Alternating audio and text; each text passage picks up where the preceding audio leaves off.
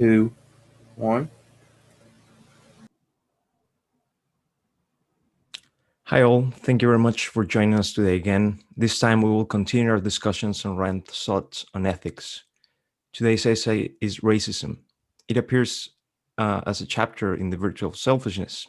Discussing it we have done. Then Watkins has co-authored books like Equal is Unfair and The Moral Case for Finance. You can follow him on his website, donswriting.com. We also have James Valliant. He's the author of Creating Christ and the Passion of Ayn Rand's Critics. Before we begin, feel free to make questions on the super chat feature. If you're watching this live, we will be tracking it live. Okay, let's start. And let me ask you, James, what does this say about, in essence? It is about racism, which Ayn Rand regarded as the crudest, lowest form of collectivism.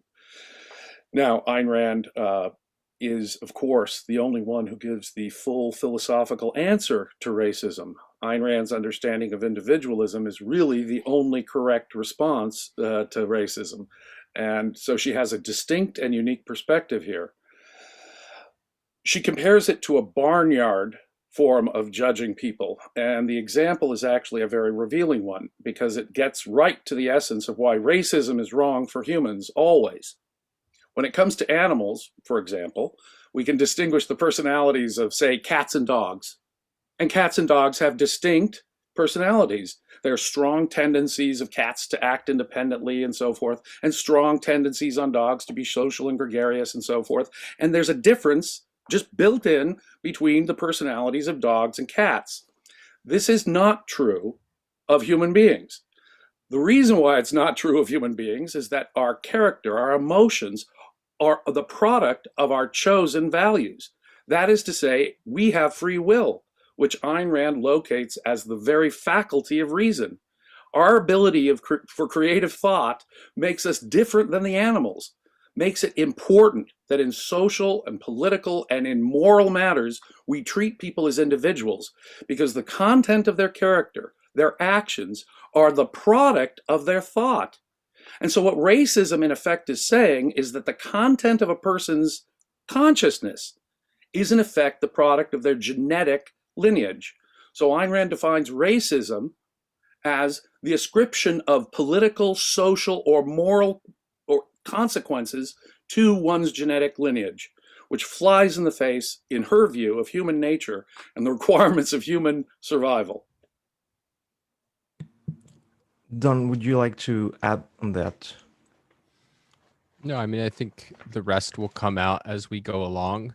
I mean, it's, one thing that is crucial is that if you think about what this essay is doing, so James highlighted the point that racism is a form of collectivism, which is something that Ayn Rand is emphasizing, and that it's a form of determinism. And part of what I think that perspective helps you do is see the way in which, philosophy is everywhere. So it's like collectivism, determinism. These aren't just abstract or even political topics, but these are phenomena that pervade human life, unfortunately. And so to be able to, I think, thinking of this essay, one way you can think of it is in the strain of what we've talked about throughout these programs, which is philosophy is everywhere. Philosophy comes up all the time in life. And so this is one place that unfortunately, we continue to see it. Thank you. So the first part, I think it's basically talking about what is racism. And James, you have already given the definition, but Don, could you talk a bit more on this? I think it's a very particular perspective of seeing racism as a set of collectivism rather than a very particular trait. Could you comment on that? Well, if you ask most people, like, what is racism, and we'll get to kind of modern conceptions, but I mean, just the kind of like man on the street, it's something like being prejudicial in your judgments about people based on skin color, discriminating based on skin color. And as is so often the case. Rand is going to a deeper level, and that she's seeing it as a certain kind of judgment, a certain view of the impact of your genetics on your mind, your values, your character. It's assuming, as she puts it, that it's deterministic. And collectivism, the idea that we're fundamentally part of the group, is, I mean, I was going to say almost universal, but I'm pretty confident in saying universally has to be deterministic, precisely for the reason that James mentioned, which is that free will is rooted in our mind, in our ability to guide our life with our mind. And as Rand stresses, it's inherently an individualistic faculty. It's a self-directing faculty. It's the faculty that says, I don't care what other people say. I don't care if everybody on earth thinks this. If I don't see it, I don't see it. I disagree. I stand alone. And so I think to put it in the category of collectivism and determinism, part of what then she's getting to is, well, what's the cause of prejudice? What's the cause of discrimination? And that the cause is not just some like inescapable, unanalyzable primary. It comes from a certain idea. It comes from viewing human beings not as individuals who have free will, who shape their ideas, their soul by their choices. It sees them as, well, you're fundamentally part of a group and you're shaped and determined by that group. And so therefore we can judge you by the group and we can treat you. I mean, what does prejudice mean? The root of the prejudgment is we don't have to look into the facts about you as an individual. We don't have to look at your ideas, your choices, your achievements. All we have to know is that you're part of this group, and we can reach a whole bunch of judgments and act accordingly. And so this fundamental perspective then is going to help us resolve a lot of the problems that come up when people don't bring a fundamental perspective to race, such as, is there such thing as racism by a minority rather than a majority? Is the solution to racism special favors to groups that have been unfairly, who have had injustice committed against them in the past? And it's by getting to the heart of the issue that I think Rand is able to resolve these. Whereas I think people who just have the common sense kind of view, even if they have the right common sense view and they don't have, one of the ideas that are really popular today, that, everybody's inherently racist, they can't resolve those, or it's not clear at all how you resolve those. Right. A correct understanding of racism for what it is and why it's wrong for human beings is absolutely essential. And in this respect, she has powerful, powerful insight. Let me give you an example from my own family heritage. My grandfather was an Irish immigrant. And one of the stereotypes, I don't know if it's a valid racist stereotype or if it's based on some statistical reality about what happens to be the case about Irish people, and doesn't come to much either. But the mere fact that I am a descendant of Irish people doesn't have any impact on me, even if we say something like, well, a lot of Irish people are drunks or alcoholics. No amount of alcoholic Irish people can have an effect on your judgment of me as an individual simply because I have Irish ancestry, because I have choice. I can decide whatever, even if I have some genetic disposition to being vulnerable to alcoholism, which there may be. It is irrelevant. I have the faculty of choice. I have the faculty of critical thought. I can say, no, drinking is bad, over drinking is bad for me. And that rational faculty allows me to transcend any statistical group that I belong to. I am not a statistic. And no matter how many alcoholic Irish people you cite, the fact that I have Irish ancestry allows you no capacity to judge me as an individual at all. We're not statistics. We're individuals with individual minds. Could we scratch a bit more, James, on why does this, why is racism evil? Because I think many people know that it's evil or that there's something wrong there. But yesterday I was searching I was Googling why racism is evil to prepare for this talk. And one of the first results was from the UK government, and it answered well, it's evil because it's against the law or something like that. Um, but could you comment a bit more on that? Right. Ayn Rand, as I was saying earlier, really has all the way down to its roots why racism is wrong for human beings, why judging, say, categories of animals makes sense.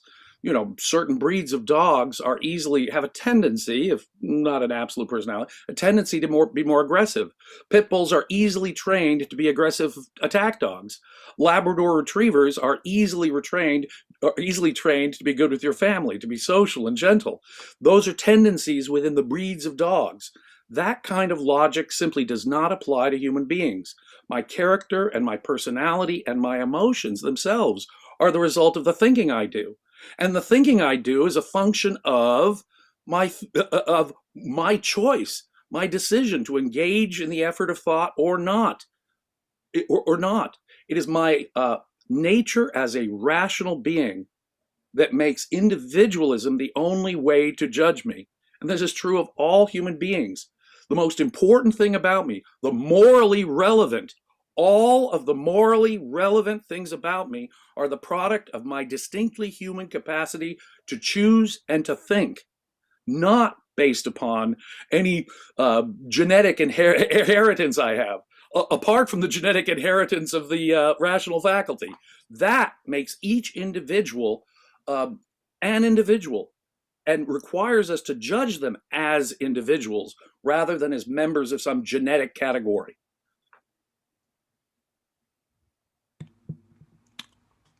Don, could you comment a bit more on why this essay is on the virtual selfishness rather than capitalism, the Oinoan ideal? And maybe my question is, many people today call this a political problem rather than an ethical one. Why do you think that is, and why do you think Rand thinks it as primarily an ethical problem?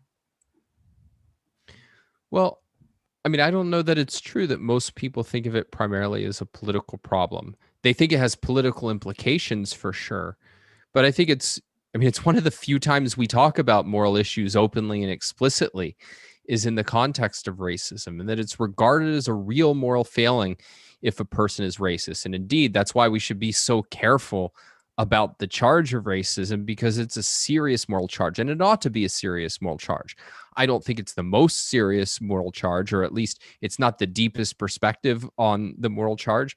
The deepest perspective is any time that you're treating individuals not as individuals. So if you think about racism, the whole essence of it is really about an injustice. It's about detaching moral judgments and then actions based on those judgments from the actual nature of the individual.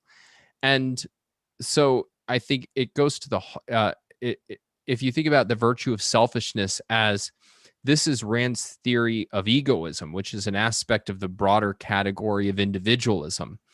The antipode of that is collectivism in all of its variants. And so, yeah, this is at core a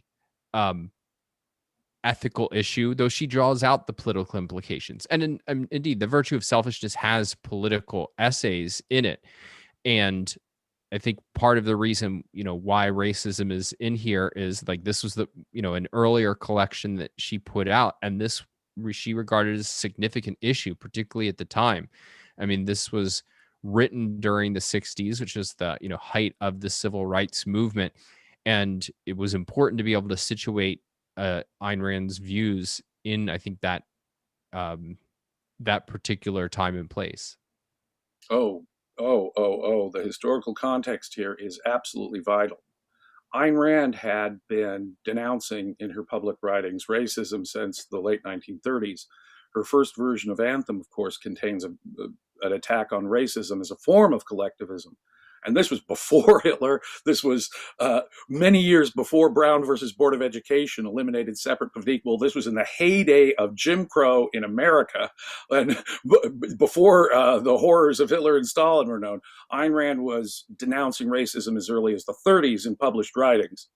However, by the 1960s, it had become a much bigger issue. the Supreme Court had struck down separate but equal, and in effect, all the Jim Crow laws of the South in 1954 in a famous Supreme Court case, Brown versus Board of Education. That led to a civil rights movement which had been brewing intensely in America for the previous 9 years before Ayn Rand wrote this article. But on August 22nd, 1963, Martin Luther King made his famous I Have a Dream speech on the steps of the Lincoln Memorial on the 100th anniversary of Lincoln's Emancipation Proclamation freeing the slaves. That was late August 1963. This article on racism appeared in the Objectivist newsletter in September of 1963. 1963 being a big year, just a couple of months before Kennedy was assassinated by a communist. And I was born in September of 63, so I was actually born in all this. But this was on the immediate heels of Martin Luther King's great speech in late August of 1963. Ayn Rand is writing this article. That's the context. And in the following year, after Kennedy's assassination and Martin Luther King's speech, the Civil Rights Act is passed with all of its pluses and dramatic minuses. So this was in the heyday of the civil rights movement of the early 60s. And that's why Ayn Rand, I think, is responding to this right now in this way. Could you quickly comment on what the Civil Rights Act is? Because the Civil Rights Act of 1964 not only made government racial discrimination unlawful, it made private discrimination unlawful by public facilities. If you were a restaurant owner, a hotel owner, and so forth, if you opened your business to the public generally, if you employed more than a certain number of people, it made racism, discrimination by race, illegal, even for private individuals and private companies, so long as they were operating public facilities. And so, in effect, it crossed a line between saying government must treat people equally, which, of course, the 14th Amendment to our Constitution had said for quite some time, although the courts took a while to agree with that. It went further and saying even private irrationality, private racism is wrong. And Ayn Rand very much disagreed with that. That, in effect, is going right to the same problem that racism is, forcing minds. In a free market, as Ayn Rand pointed out, racists pay a price.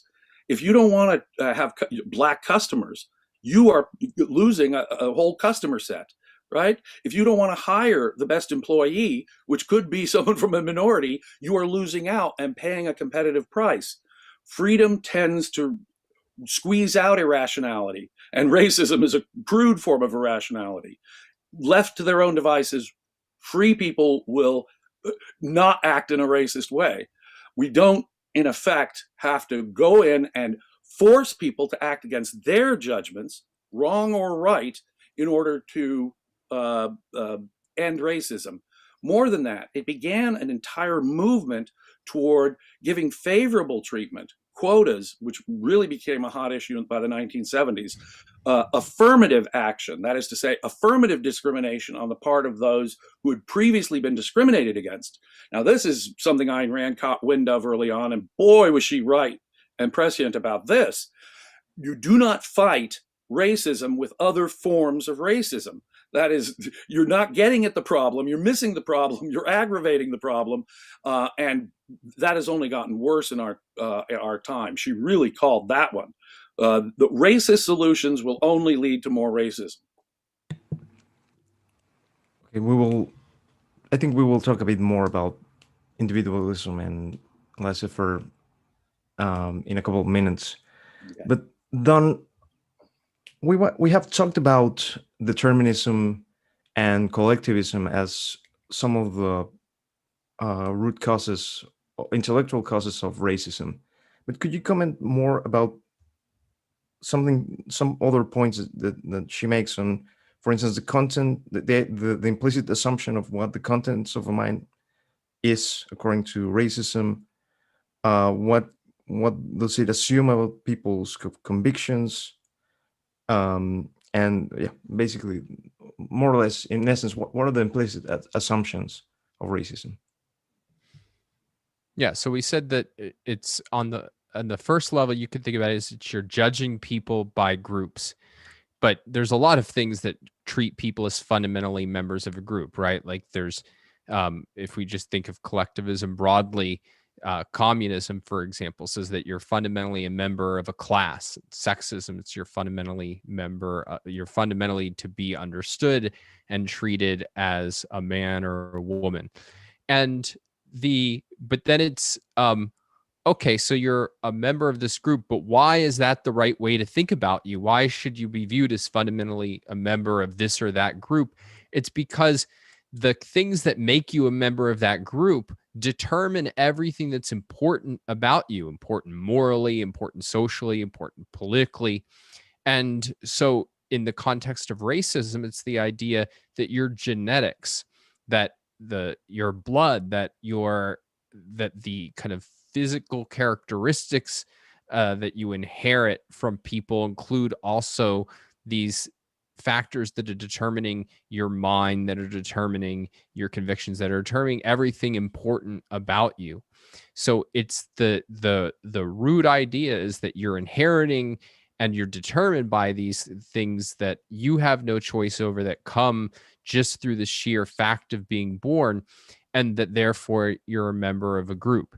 And her view is that that's all wrong, that everything important about a person, or at least the things that are most important about a person, derive from the mind and the way that they choose to use it. And so that it's, if this is what she's so adamant of what's wrong with racism. It's interesting when you think about it, that like it is super popular to be determinists today. Like all intellectual people are determinists, but in effect, determinism is like, in whatever variant you hold it, is just making the same sort of error as racism. It's the idea that, like, well, you're fundamentally a puppet, and therefore we don't have to show respect for you as an individual and give you credit for your good choices or blame for your bad choices. It's the real treating of people as puppets is, I think, at the core of all determinism. But then with racism, it's that you're a puppet of, it's just specifying what makes you a puppet. Right. The ironic thing here is that, of course, it drains actual morality from the issue altogether, being inherently deterministic. And yet the psychological motive behind it is to acquire some kind of pseudo self-esteem, not based on your efforts, your creativity, your thought, your choices, but based on the group to which you happen to belong to. I belong to the Aryan race. If I'm a Nazi, I belong to the superior race, and therefore all inferior races are just that, below me and morally inferior. So the psychological basis for all this, ironically, is a sense of unearned superiority, a pseudo self-esteem that doesn't come from individual choices, actions, or efforts or thoughts, but comes from simply from your biological heritage. So on the one hand, determinism destroys the fundamental basis on which we have to praise or blame or judge people. And yet on the other hand, its psychological motive is to get some kind of collective credit for something you did not do or choose. And James, could you also comment a bit more on the idea that it may not be, like, what does it mean, the comment of a moron is a moron, whatever geniuses have been on their family, and a genius is a genius regardless of how many morons have been in their family? What does is it trying to say? Oh, God, the attitude is just widespread and common. It is, I grant you, more common among the simple, uneducated, and thoughtless. But, geez, Cousin Joe was sent to prison for armed robbery. Oh, we don't want to tell that. We can't mention that. That reflects badly on the family. As if Cousin Joe's crimes, his choices, his chosen values, his character has any reflection on anyone else in the family. As if one man's action could reflect ever on another man's family. So shh, we gotta hide in our family closet. We have to hide that skeleton that Uncle Joe went to prison. Or conversely, my great grandfather did all kinds of great things. He was a Nobel Prize winning scientist. He was a hero in the war. You see these ads on American television, they're all over the place. You have these people, you have the dad teaching his son what his great aunt or great uncle did decades ago, and teaching his son to take pride in that, because after all, we should take pride in what our my great aunt signed up to be a nurse in World War One. How does that redound to anybody else in the family's credit at all? Why should you take pride in the fact that your great aunt did a heroic thing? It doesn't reflect on you negatively. It doesn't reflect on you positively. And yet this attitude is pervasive everywhere, as if somehow the answer to being shamed for one's race as such is not the response of being proud of your race as such. That is missing the point entirely. Praise, blame, pride, and shame are not functions of the unchosen genetic givens of your birth. You didn't do anything to choose those things. They cannot reflect, or who your family members are. So no matter how many morons in your family, you're capable of better. No matter how many geniuses in your family, it doesn't tell me whether you're a genius or not. The same is true with morality and everything else. Every choice you make is an individual choice, and you have to be judged. In fact, it's the implicit premise that Martin Luther King had when he gave his I Have a Dream speech. He had a dream that men would one day be judged not for the color of their skin, something they can't control, but by the content of their character. An implicit idea behind that is the opposite of determinism, that individuals shape their own character through their own choices and through their own thoughts. It's the individual that matters. But boy, you see it everywhere, don't you? It's a common mentality. My wife is so proud. She was adopted, proud in effect, that she doesn't have any background in effect. And so when someone comes up to her and says, well, you're from this race, you're from that race, you're like that. Well, you know more than I do. It gives her a sense of liberation from any ancestral baggage, because she absolutely doesn't know who her genetic ancestors are, and she feels a total sense of freedom, which is a kind of an enviable state, given the way the world just puts so much emphasis on that. We should take pride in our ancestors, pride in our race. That's racism. That's a form of determinism. That's ignoring the essential fact of what makes humans moral, our capacity to choose, our capacity to think, and that's an individual capacity. Thank you. Let me thank Robert Naser. He says, and they are off, the race begins. Sorry, this was said at the beginning of the show. I hadn't said it. But sadly, we're talking about another kind of race. Don, could you comment a bit more on why does Rand think that racism will lead inevitably to violence? Well, I mean, you can think about it the other way, which is violence is kind of the default state of humanity. That, like, it is a real achievement when you're able to set violence aside. And if you look at the whole stretch of human history, part of the progress of civilization was becoming more and more civilized, not resorting to force. And what made that possible? Well, Rand has a very deep account of it, that it's rooted in the fact that we can deal with one another by a different means, that is, by reason. And so if you have a view that in effect says, no, you can't deal with people by reason. So for instance, maybe it's like, well, look, we can't find any shared common ground because you're part of your group, which has its own ways and its own limitations and its own rituals and its own truths, and I have mine. Then what do we do when we disagree? Well, we can go live on different continents, and indeed racists throughout history have supported exactly that sort of thing, or we can resort to violence. And so in order to be able to have peaceful coexistence, it really has to be rooted in the idea that we're human beings who perceive the same reality and who have a rational mind and can therefore deal with one another by persuasion. So if you take, for instance, there's this phrase that has popped up in, semi-recent years of lived experience. And it's like, you have your lived experience, I have mine lived experience. part of what that's intended to say is that you can't understand my experience. It's not just like I live some experience. Well, yeah, that's certainly true, but it's that you have no way of understanding it and I have no way of communicating it to you. Well, therefore, there really is in the end no way of mutual peaceful coexistence except for one side imposing something on the other side. So, I mean, we should always, it should never be a mystery of why there's violence and why there's discord. The real question is, how in the world did we achieve anything better than that? And indeed, it's such an achievement to be able to say, no, we're actually all human beings. It's actually a pretty abstract perspective to see all human beings as part of, yeah, this is my group. This is what I belong to. And indeed, you can even think about it this way.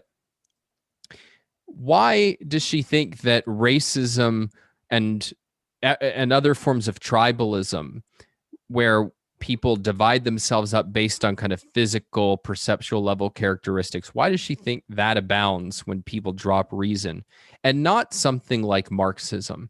Because Marxism is trying to have collectivism and the conceptual level.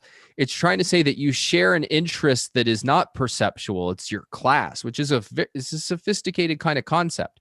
It's a problematic concept in many ways, but it's quite sophisticated. And so her view is, no, once you drop the mind, then you're going to revert to tribalism. And one of the things that comes up in this essay is, communists try to take credit for, oh, we're anti-racist, in the same way that, yeah, we're anti-fascist. And one of the points she makes in passing is that actually, if you look at the actual Soviet Union, they do exactly the same thing that the Nazis did. So the Nazis, she pointed out, had these questionnaires. It's like, you need to trace back your lineage to prove there's no Jews in it. And then it's, oh, you need to trace back your heritage to prove that there's no wealth in it, that you were proletariat all the way down. And she even points out that like literal racism is all over the actual practice of the Soviet Union, particularly anti-Semitism, because I mean, Jewish folks were historically, more associated with success, with money, with achievement. And I mean, in her family was a Jewish family. They were middle class and they were certainly subject to anti-Semitism. So the when you have a collectivist perspective and you have a deterministic perspective, when you think that people are the function not of their mind but of their genes, then yeah, there's no way that human beings can coexist. And so you get divisions into the in-group and out-group, and it's different rules for the in-group, different rules for the out-group. Indeed, anything goes when it comes to treating the out-group.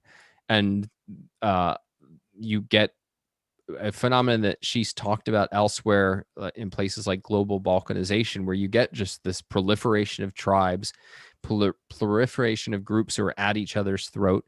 And all of this is, she thinks, both encouraged by and encourages the mixed economy and the kind of pressure group warfare that it generates. Yeah. Just as a historical example, and a really clear historical example, those who defended slavery in the American South were very explicit about it. The Negro was simply incapable of rational thought like other races were. And therefore they're they tend more to be violent, emotional, given over to their emotions. They really must be slaves. They really must be chained, ordered around. That condition, they can't be free to because they don't have the judgment to live their own lives. Literally, it was an evasion of the faculty of reason on the part of African Americans altogether. It was an understanding of human nature and an ascription to a certain genetic lineage of a non-rational base. Because at this point, people understood in America sort of implicitly, at least, a relationship between individualism and freedom. The racists of the South simply didn't think it applied to blacks. Their genetic heritage makes reason incapable for them as a group, and therefore they should be enslaved. That was literally the logic.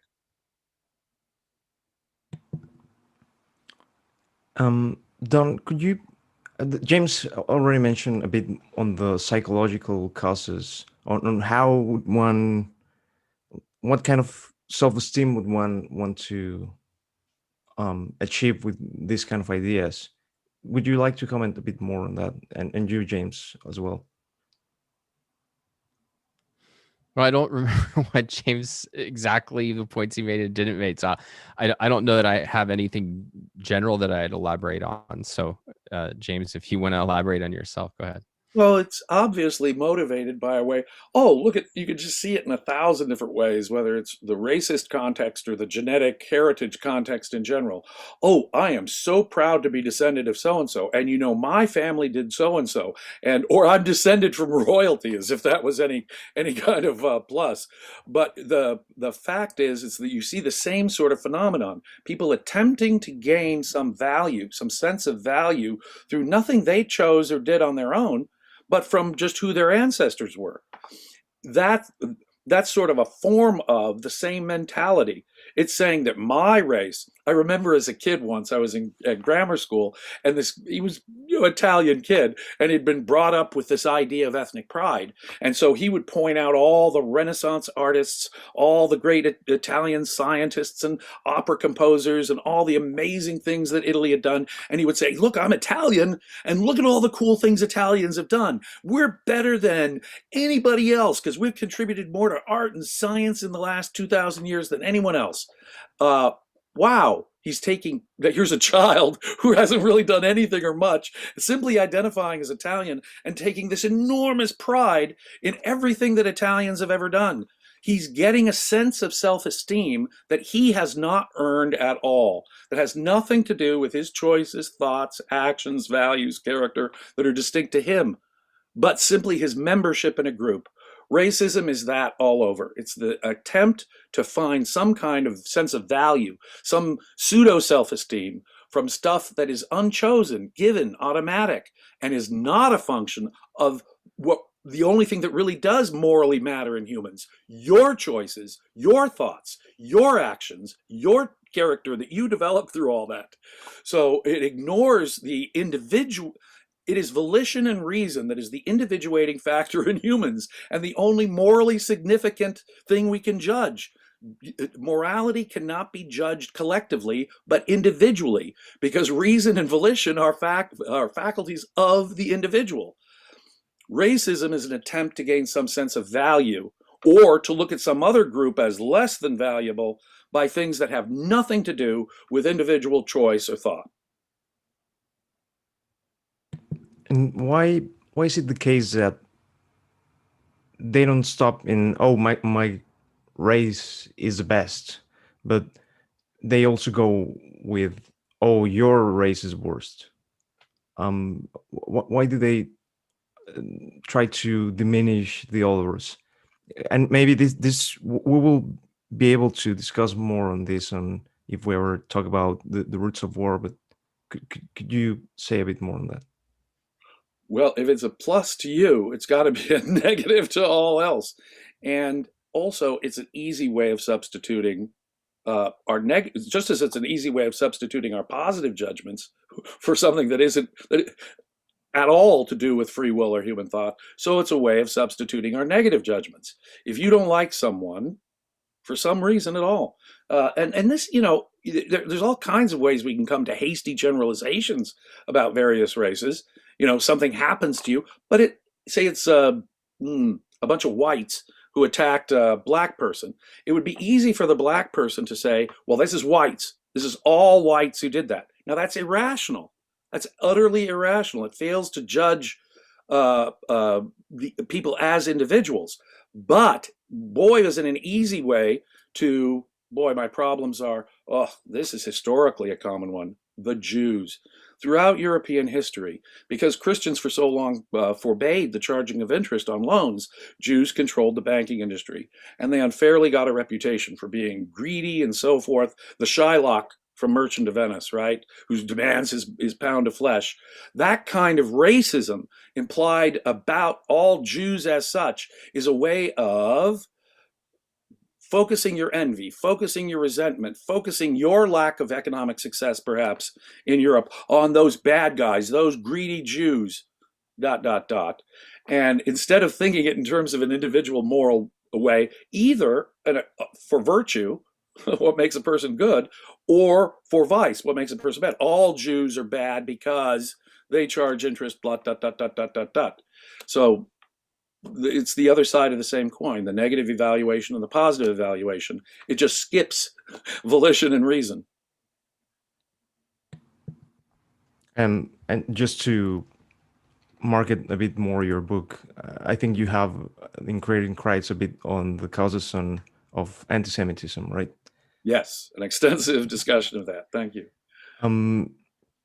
So, Don, what is the solution to racism? Well, I mean, it's hard to put it as the solution. You can, in the sense that it's hard to get at what's the actionable feature of it. But what you can say is racism inherent in human life? And Rand's view, and I share it, which is no, if you accept certain ideas. That is, if you believe that human beings are beings of self-made soul and therefore should be judged on what they make of themselves. Well, that is kind of the core of what's required in order not to have racism in your soul. Now, to hold that view, though, there's a lot else that you have to achieve. So James has been talking about the way in which people latch on to racism in order to prop up their self-concept, so that if a person lacks self-esteem, they often are looking for what seem like easy sources of self-esteem, what Ayn Rand calls pseudo self-esteem. And so it's, well, okay, I feel inferior. What would make me feel superior? Oh, I'm smarter than other people. I'm more good looking than other people. Well, that actually, all right, well, being smart's hard. So like a lot of people don't want to go that route. And being beautiful, that takes a lot of work too. So it's, well, maybe I'm more successful. Well, no, that takes a lot of work. Some people will go those routes. Like you have Peter Keatings who will, try to be very successful. Some people are like, you know what? Screw it. I'm white. All right, cool. I got it. Like it's this kind of latching on to the unearned that, they're seeking from racist ideas. And so it's, well, what's required for real self-esteem? What should you be viewing yourself as good as? And Rand's view is that it's not comparative, that the only genuine source of self-esteem is one that says, I'm good because I'm rational, which means I'm good because I use my mind to the fullest extent, the best of my ability. And that is not comparative, but it's really demanding. And so it's, if you want, your primary motive in life should not be to like wring racism out of your soul. But the point is, to the extent that people really embrace individualism and the demands of individualism, including the demands of achieving genuine self-esteem, that's what's going to make them non-racist. And then if you think politically what's required, Rand's argument is that, well, you can't eliminate racism politically. It's an idea. You cannot have the government waging war on ideas, because even if all of us agree racism is vicious, evil, there's no excuse for it, I don't want to have anything to do with the racist. What if I say, well, look, we don't like this idea, therefore the government should be able to ban it? Well, then what you're saying is the government can ban ideas whenever a significant portion of the population doesn't like them and thinks that they're bad. Well, I damn well don't want that, because guess what? Individualism, objectivism, a lot of other ideas that are true would come under the gun, or could come under the gun. And so it has to be, as bad as this set of ideas is, the government cannot play any role in fighting it. And what actually happens, as we've talked about, is if you give the government that power, racism is almost always one of the ideas that gets not prevented, but implemented. And so what a free market does do, and James touched on this, is it doesn't eliminate racism any more than it eliminates any other form of rationality. What it does is it makes the racists pay the full consequences of their bad ideas.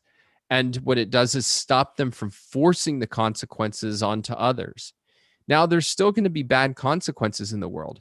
if my neighbor, my neighborhood is filled with a lot of racist people in a free society, um, like that is going to hurt whatever black people are around. It's going to hurt me because it's going to hurt them. Every injustice is real, ultimately harms every rational person. So there's going to be negative consequences, but it's that you can't force um, people, you can't force the bad ideas on anybody. You can't stop me from moving. You can't stop me from trying to stand up for my friend who's being attacked because of the color of his skin. It gives you the means to fight racism, and it prevents racism from being imposed on people. And that is the best you can do. And it's it's more powerful than it can sound, because if you actually look at the history, every widespread racism always goes hand in hand with political implementation. This is a point Rand makes about the 19th century, particularly in England, but even North versus South, is that the racism coexists with statism, that racists can't value freedom, and racism is inconsistent with freedom.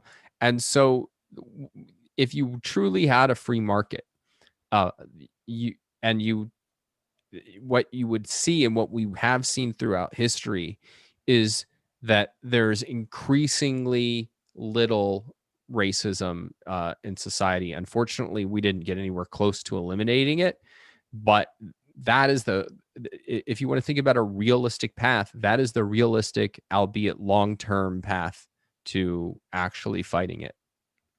Yeah. Now, obviously, Ayn Rand, maybe the most consistent and famous and ferocious critic of communism in the 20th century, specifically uses the communist comparison here.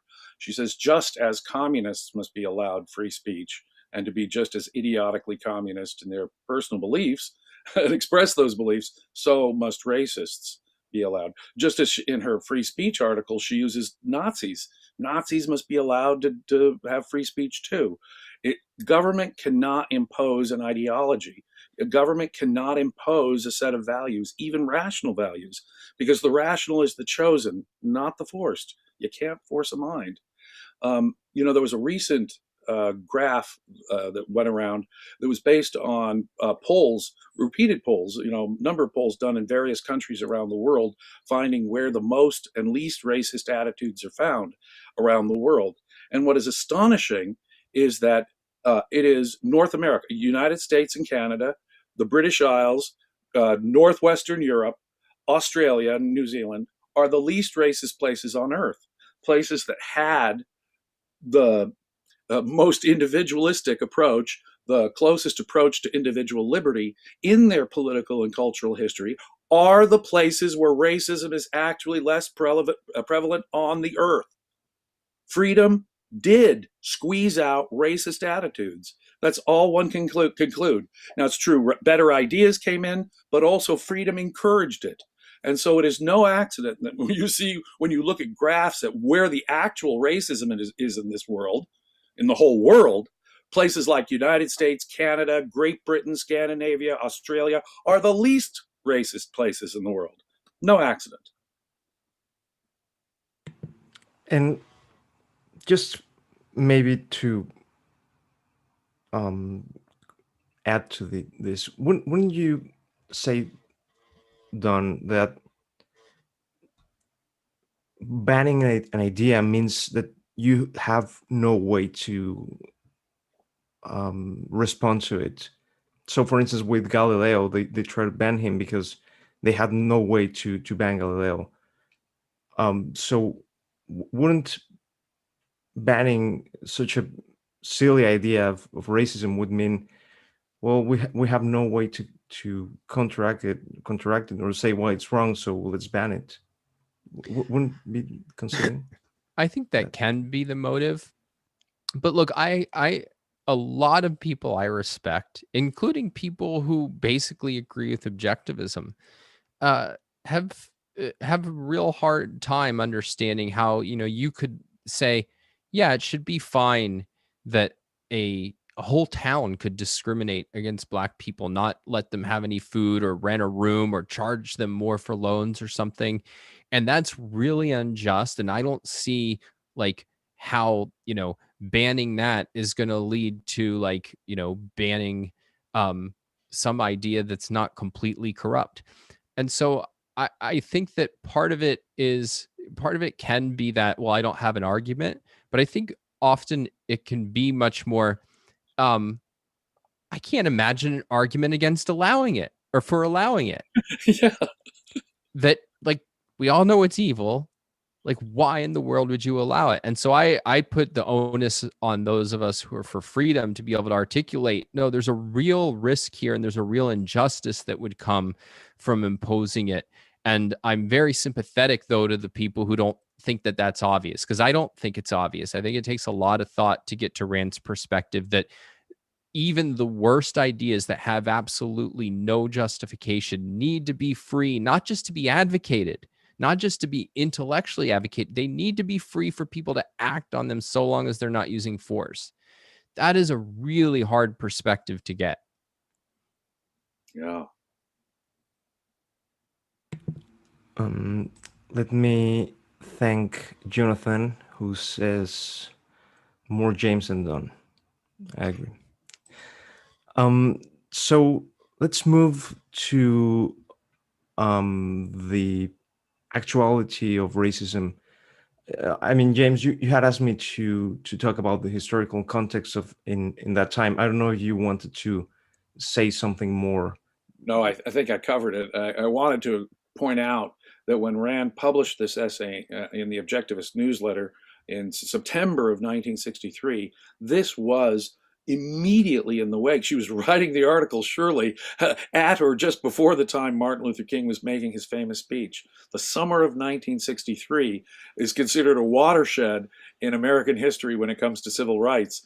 It was the year before the Civil Rights Act was passed. It was the year Martin Luther King made his famous speech. And Ayn Rand was writing her article on racism and publishing it at that very moment. I just found that very interesting. Although it is, as I said before, something that Ayn Rand had been publishing about for years. Anthem, published in 1938, contains a denunciation of racism as collectivism. Back in the heyday of Jim Crow, and back before the world had declared war on the Nazis. Very interesting. Thank you. This question is for both, but let me start with you, Don. Could you comment a bit more on this, on the, and I don't know if they're new, but I've heard them a lot lately, on these movements that claim that racism can just be exerted from a group with power, usually white people, and not from a victim's point of view. Well, I mean, you could go quite far down the rabbit hole to the roots of this, but let's just take it at kind of the basic level. And the basic idea is that racism is a kind of oppression. And you can't oppress if you are the oppressed.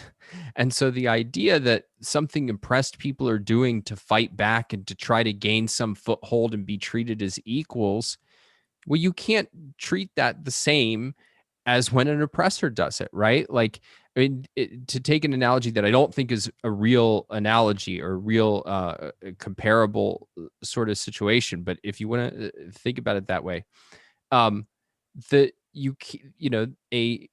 slave owner using force in order to keep people enslaved, you can't look then at the slave who kind of uses force to fight back and try to escape and say something as like, oh, that's just reverse oppression. No, that's one is oppressive and one is self-defense. And in effect, the view that they're trying to push is this, they're trying to say that the same thing holds true with the concept of racism, that oppressing people because of their skin color, you can't put that in the same category as people trying to fight oppression that is directed at them because of their skin color. Now, I don't think that's the right way to think about it in the end, but you can see what's plausible about it, right? But the basic issue is that what Ayn Rand's way of thinking about it is that the essence of racism is not oppression. That's a consequence. The essence of racism is that we're treating people as members of a race. We're categorizing them by skin color or some other comparable genetic component. And that what is going on in reality is not the oppressors fighting back against the oppressed. That's too vague and general a way to put it. What's going on is that some people are imposing racist ideas on society, and then another set of people wants to say, no, we want to impose our racist ideas on society. We want to benefit from racism imposed on society. And so it's a false alternative then to say, well, which one should we side with? No, because both of them are engaged in the same error, albeit one might seem more understandable or we could sympathize with more. They're both committing the idea of treating people as essentially members of a group and then imposing that through the law. And Ayn Rand has outlined a completely different approach, which says, yeah, if you're being oppressed, then the solution is to fight human oppression. But that means individualism. It doesn't mean a different group gets to try to play the role of oppressor. Exactly. You see in this contemporary leftist redefinition of racism that racism is not a belief or an attitude that judges people based on some unchosen genetic characteristic, an irrational behavior and belief. No, it is actually a form of oppression, as Don says. And so their notion of systemic racism is that racism isn't just an attitude, it's attitude plus power. Attitude plus power. So in other words, blacks can't be racist, the logic goes in this country, because they are in effect powerless. Now, of course, the very premise is wrong. Blacks have all kinds of power in this country. We just had a black president. We've had blacks on the Supreme Court. Some of our highest paid athletes, entertainers, and business people are African Americans. So there's all kinds of economic and political power that have been demonstrated on the part of African Americans. They are not powerless. So the premise is wrong. But more than that, a much deeper premise is wrong, that racism is a function of power. Racism is something individuals do, not societies necessarily do. If there's a racist group out there, the KKK, they are a bunch of racist individuals. It's not a function of oppression necessarily, although racism is often connected with oppression. Racist oppression is wrong because it is both racist and oppressive. Thank you.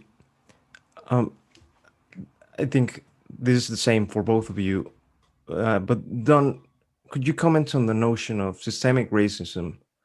What do usually people refer to? Do you think it should be a concept that we should use as such? I think there is probably a legitimate concept there if we understand it as this. It's racist policies imposed in systems, and you can think of it as being more or less explicitly done, but but it's a policy that can be made that I think has to have, or you'd have to argue me out of this, but I think it has to have a certain amount of intentionality to it in order to say, well, this is systemically racist.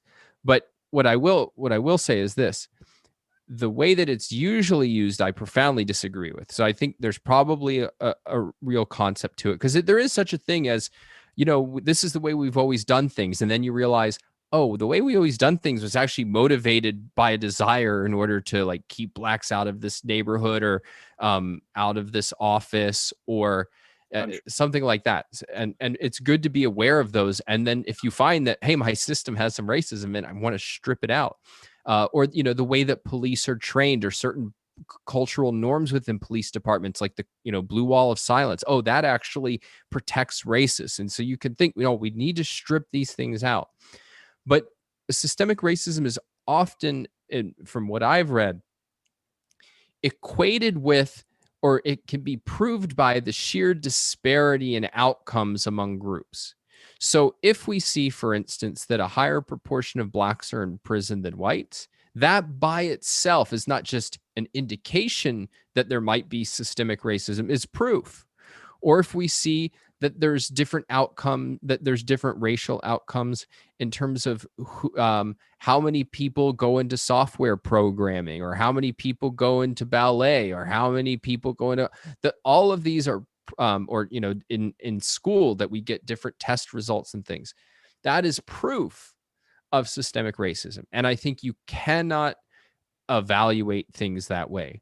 That there are all kinds of, Thomas Sowell often makes this point, that the norm throughout history, every country, and just if you really think it through intuitively, why in the world would you expect equal group outcomes? There's no reason to expect that, let alone be able to conclude from the existence of one that it's unjust, let alone that it's an injustice motivated by racism.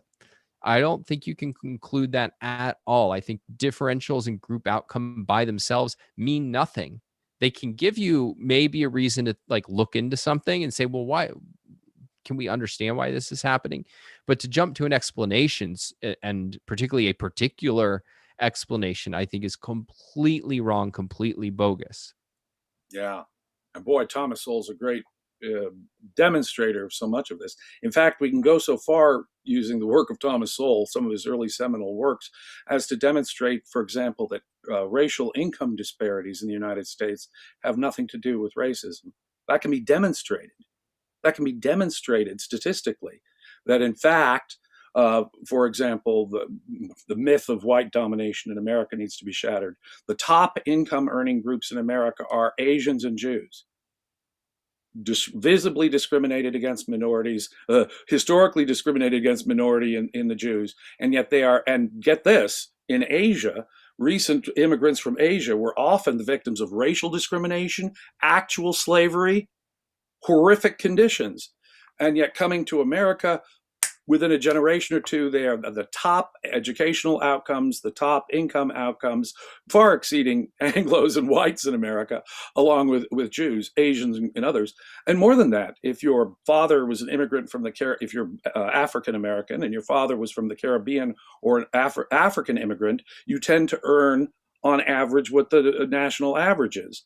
If, however, your ancestors were slaves from Alabama and Georgia, you tend to earn significantly less. So employers aren't distinguishing between where your father or grandfather came from. You're just African American. There are obviously differences within different African American groups, which are far more significant than any racist factor. So Thomas Sowell has actually demonstrated the opposite in America, that income, at least with respect, for example, to income and educational disparities, has nothing to do with racism in America today. Really, nothing. It really has to do with cultural or psychological differences that the cultures already bring to it. That's demonstrable. Thank you. We're approaching to the end, and I have another question on the common talks about racism, and this has more to do in regard to things that maybe aren't as such racist, but they're proper. The way that I've seen it categorized is unconscious biases, which it's, as I say, unconscious or subconscious. Do you think that we should create a separate lexicon for that kind of issues instead of just calling them racist? Don, and then James. I don't know that I could say universally. Look, I'll say this, and I've kind of hinted at it here and there.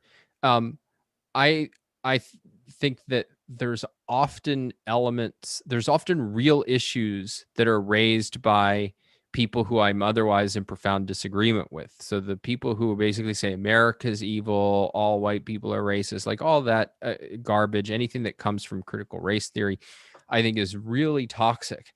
And yet often, and part of the reason that people listen to them is because they're pointing to real issues.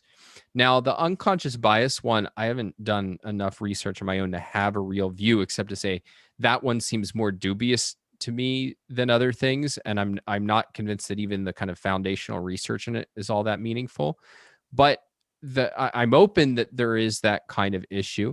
But what I would say is that all of these issues need to be thought about and approached from an individualist perspective. And so if there is such a thing as unconscious bias, where I'm automatically, in subtle ways that I'm not aware of, treating people differently in ways that make them uncomfortable, or ways that are like cruel, that I don't know about, my view is, well, I want to know about them. And if scientists can help draw our attention to ways in which, that like I wouldn't put it as racist, but you're taking into account race in a way that you might not want to. Like that's something really good to know about, but it should all come from a place of individualism.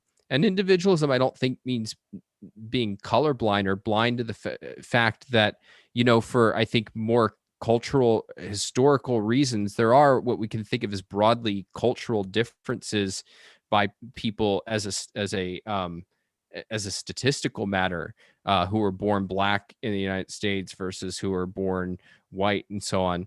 And I don't think you have to be blind to that. And like, I think it's cool. Like, there's a real meaning to, I really dig stuff about Black culture, just like I really dig stuff about, Mexican culture. I really dig some stuff about Italian culture. And I think that kind of thing is fine, so long as it's not taken, it's not taken to reflect anything, as we've been talking about the essence of a person's ideas, their values, their character, their intelligence, anything important about them. But if it's a side issue, like, man, these kind of people really know how to cook these kind of meals. Obviously, that's a stereotype, but I think that's a healthy thing.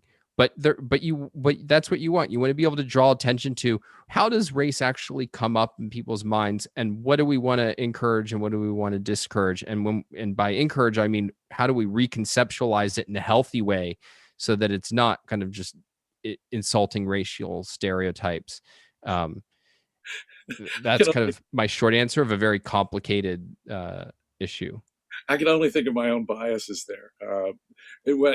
Whenever I visit Italy, I fall in love with the wine, the food, the Renaissance art, the weather. I just love Italy, all things about Italy. Italians strike me as outgoing, friendly, concerned about their appearance. They love Americans, and so they love me. And so I have maybe a stereotypical bias in favor of things Italian. I don't have any Italian ancestry, whatever. I just love things Italian. But then I scratch the surface a little there. And I start talking to Italians about their politics, their religion, and I realize that, like I said the other time, boy, a lot of these people are communists or hardcore Catholics or both. So it's not really a way to judge Italians, and no way to judge an individual Italian.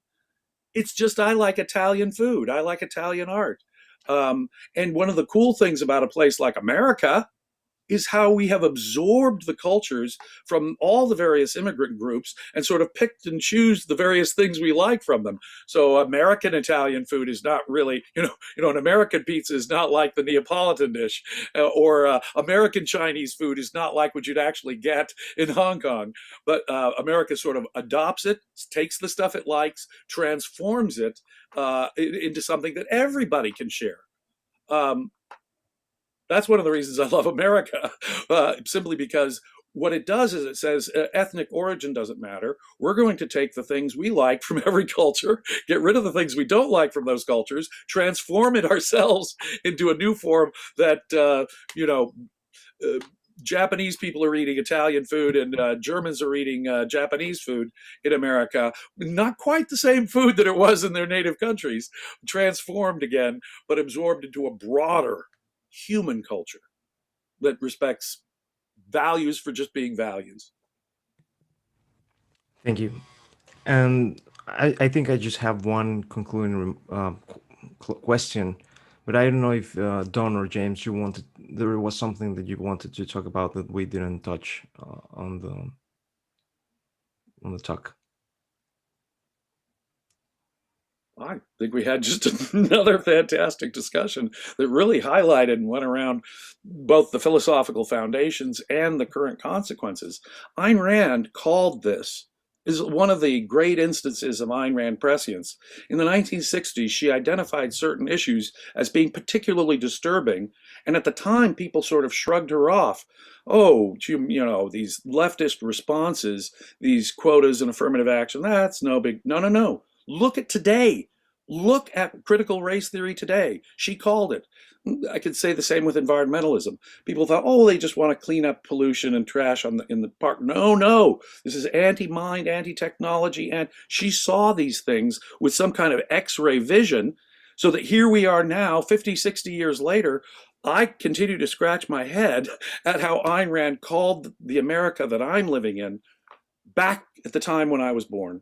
It astonished me. It absolutely astonishes me, her prescience and X-ray vision. Thank you.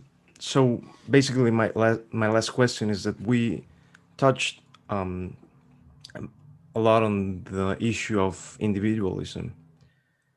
So, what can one do in their own life to support and ingrain in themselves the ideal of individualism? Don, and then James.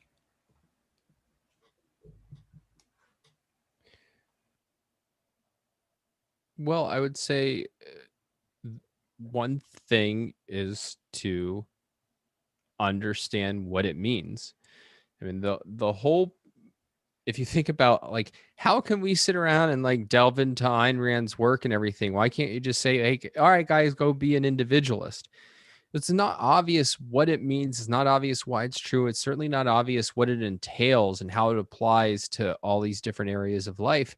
And if you want to actually make the most of your life, I mean, individualism gives you a framework on how to do it, but you actually have to learn and apply the framework. And that takes real effort.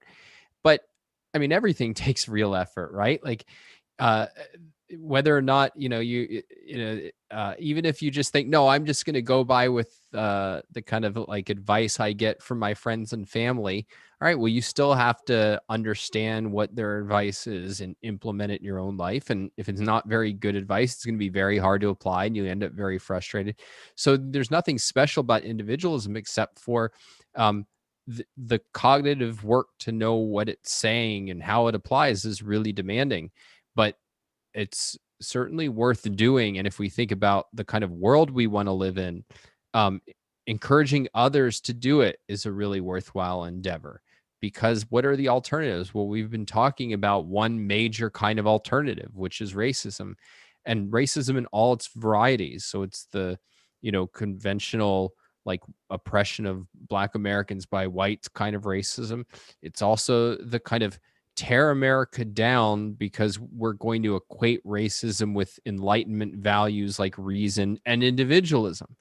So that, I mean, this is why it's crucial to really think through these issues, because what so often happens is that people grasp onto a real issue and package it with really toxic solutions. And so what happens is people who have not studied individualism, who have not really thought it through, they hear, yeah, well, I don't like police brutality. Like that's really outrageous. And I mean, certainly slavery was awful. Well, then I guess I need to embrace these folks who are, trying to tell me how I can be more anti-racist. And that's precisely the trap that you can't fall into. Oh, very well said. I have nothing to add. Well, with that being said, I think we ran out of questions. Let me thank Dylan, Enric, and Christopher Smith for the Canadian, and also William Heyman. If I don't have it wrong, those are South African brands with the ISO code. Thank you very much for those. Thank you very much, James and Don, for another very nice talk. And if you like this kind of discussions, please feel free to join. There are a lot of perks associated with the membership of the Ayn Rand Center UK. One of those is the Communication Bootcamp on Thursdays. Tomorrow we will be talking about one of the essays of Nikos. So if you want to see Nikos tear down to pieces, please join and come That tomorrow. sounds fun tomorrow. Don and Nikos, come on. Well, that being said, thank you very much and see you next Wednesday. Thank you. Thanks, guys.